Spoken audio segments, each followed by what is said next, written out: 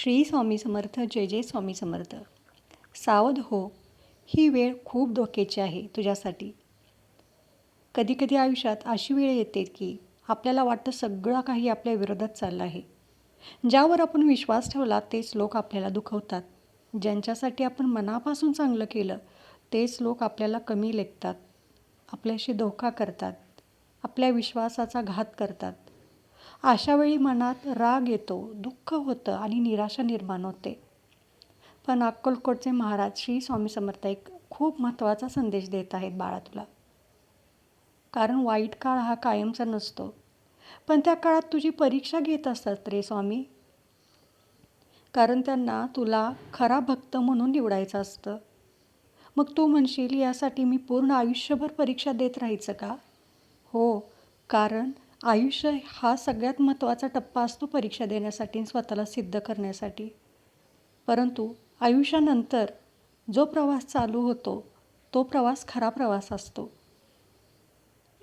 एखाद्या परीक्षेची पेपर द्यायच्या वेळेला आपल्याला कशी परीक्षेची तयारी करावी लागते, तसंच आयुष्य काहीसं असतं.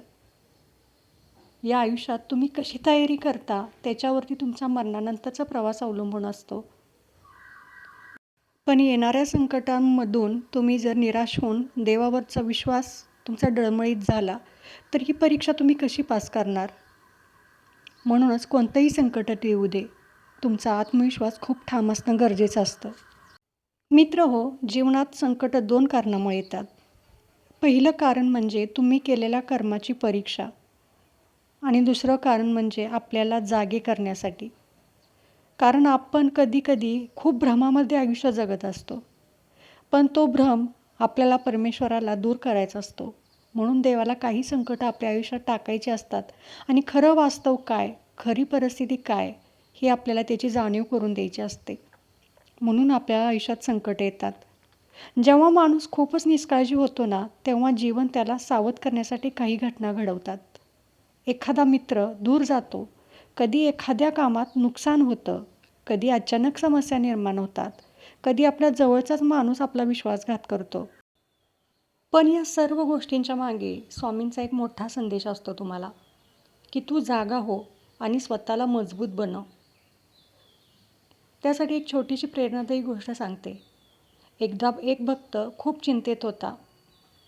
त्याला वाटत होते की काही लोक त्याच्याविरुद्ध योजना करत आहेत.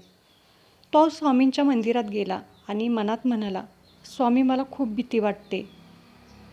त्यावेळी त्याच्या मनात एक विचार आला, जो सत्याच्या मार्गावर चालतो त्याला कोणाचंही भय नसते. भक्ताला लगेच समजलं, जर आपलं मन स्वच्छ असेल आणि आपण चुकीचं काही करत नसू तर कोणताही शत्रू आपलं काही देखील वाईट करू शकत नाही. हा विश्वास त्याच्या मनात आला आणि तो त्याला स्वामींनी दिला. जर सध्या तुमच्या आयुष्यात धोक्याची वेळ चालू असेल तर स्वामींचा एक सल्ला लक्षात ठेवा, की तुम्ही जास्त कुणाशी बडबड बोलू नका, सर्वांवर लगेच विश्वास ठेवू नका. मन शांत ठेवा आणि दररोज स्वामींचं नाव घ्या.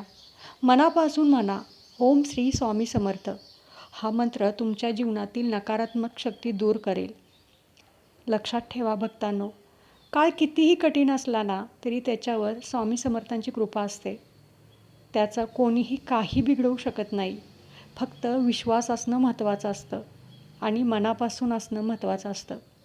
म्हणून मनापासून म्हणा, श्री स्वामी समर्थ. जय जय स्वामी समर्थ. व्हिडिओ आवडला असेल तर कमेंटमध्ये श्री स्वामी समर्थ लिहायला विसरू नका. आणि आयुष्यात कोणतंही संकट, कोणतीही परिस्थिती येऊ दे, त्याला 2 हात करण्यासाठी स्वामींच्या कृपेने, स्वामींच्या आशीर्वादाने तयार राहा. कारण ती वेळ तुम्हाला भक्कम करण्यासाठी आलेली असते, हे लक्षात ठेवा. व्हिडिओला सबस्क्राईब करायला विसरू नका. धन्यवाद. श्री स्वामी समर्थ.